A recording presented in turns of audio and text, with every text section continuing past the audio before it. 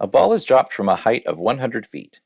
Its height above ground in feet t seconds later is given by s of t equals negative 16t squared plus 100.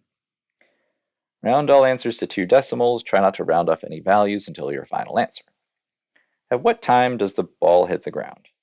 All right, well, I can see on the graph, it's hitting ground right there, and the scale's kind of not readable, but I assume that's at about 2.5 seconds. How do we figure that out from analytics, however? So let's see what could be happening. So ground level, what happens is the position is equal to 0. So we're trying to find the time when the ball hits ground level. So we want to take the position function, set it to 0, and solve. So negative 16t squared plus 100 equals 0. And let's see, I can divide by 4. Let's see what happens there. All right, let's divide by negative 4. So 16 over 4 would give me 4t squared minus 25 equals 0, or 4t squared equals 25. T squared is 25 fourths, so that means the square plus or minus square root of 25 fourths. But I'm not going to consider negative timing because this is a physical application. So this would be 5 halves, so just the square root of the numerator and denominator separately. And that is the 2.5 that we were expecting. So at 2.5 seconds, what is the instantaneous velocity of the ball when it hits ground? So the velocity here is increasing, getting faster and faster until it hits ground, and then it comes to an abrupt stop. What we want to know is, what is the speed right when it hits ground? Well, to find the velocity of the ball, we need to take the derivative of position, because that's a fact that you just need to make sure you know. Velocity is the first derivative of position. So this would be negative 32t.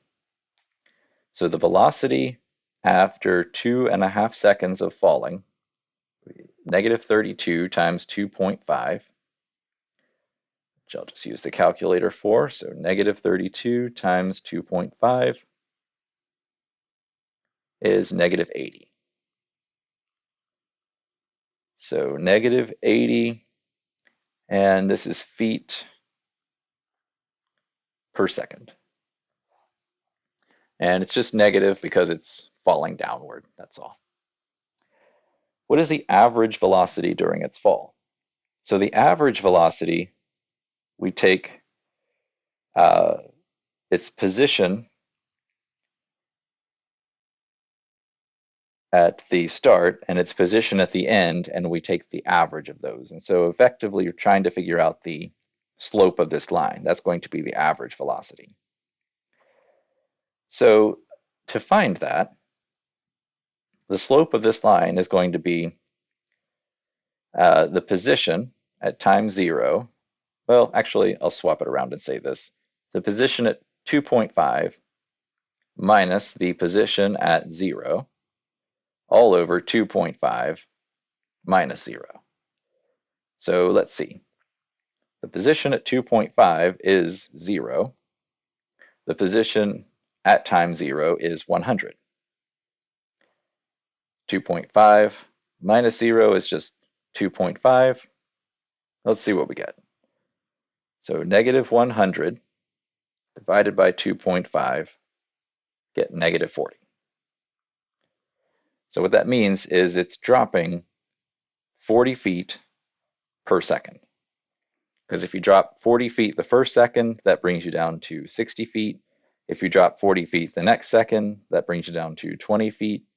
And if you drop another 40 feet for another half second, that brings you down to ground level. So this is just the average drop per unit time.